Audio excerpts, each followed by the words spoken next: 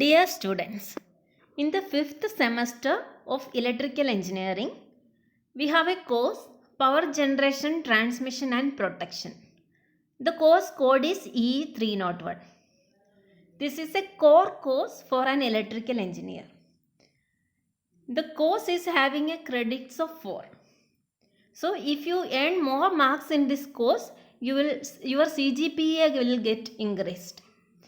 The objective of the course is to set a foundation on the fundamental concepts of power system generation, transmission, distribution and protection.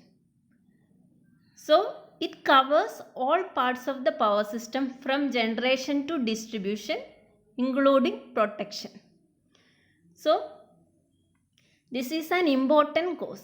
While you are studying this course, you have to earn more marks in university exam. So you have to study in that manner. Along with that, you have to thoroughly understand the concept. While you are understanding the concept, you can be a good electrical engineer. While if you are planning for writing GATE exams or PSC exams related to electrical engineering or some other exams, there will be lot of questions from power systems. And also if you are working in a KSCB or some electrical companies, the base in power system engineering is must.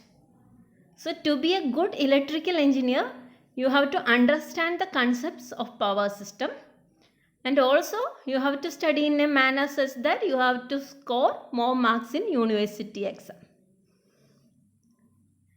The module 1 of this course is about the generation of electrical power.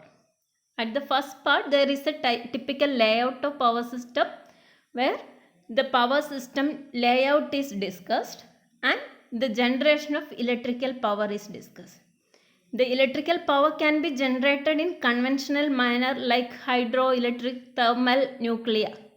And also there are a lot of non-conventional sources like solar, wind, fuel cell, etc. In the syllabus we have solar and wind only. And next part is economics of generation. While we are generating the power, we have to consider the economics associated with. We cannot generate more. We have to generate depending on the load requirement. So that factors to be considered is discussed in the economics of generation.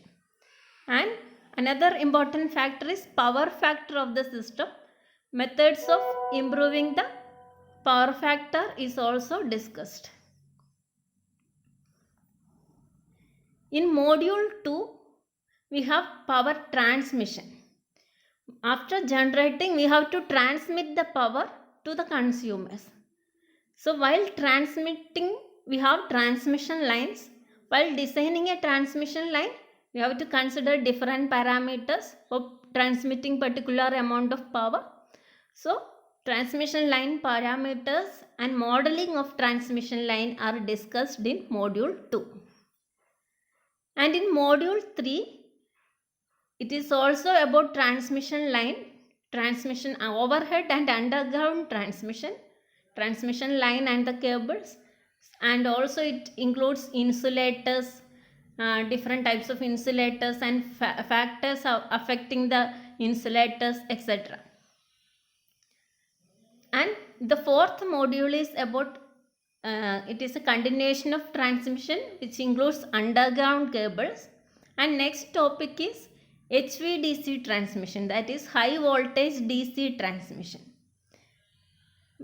There is a transition from AC to DC that can be discussed in HVDC transmission.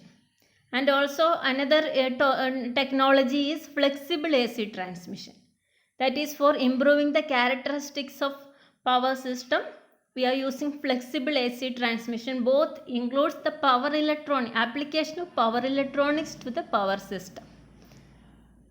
Then module 5 is about the protection of the system.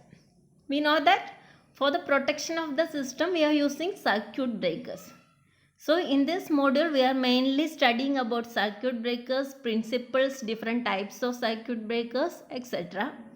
And also for working of the circuit breaker, we need additional component called protective relay. The working of protective relay is also discussed in this module. Last module is about protection of different components of the power system. We have alternators, transformers, transmission line, etc. in the system. All these components are to be protected by using circuit breakers and relays. This protection provided for these components are discussed in this module. And after transmission, we have distribution. At the consumer end, we have distribution. The distribution system also discussed in this module. So by studying all these modules, we will get a clear idea about how the power is generated, transmitted and distributed to the consumers. This is the general diagram of the system. We have generation, transmission and distribution. We can study this structure in detail in the next class. Thank you.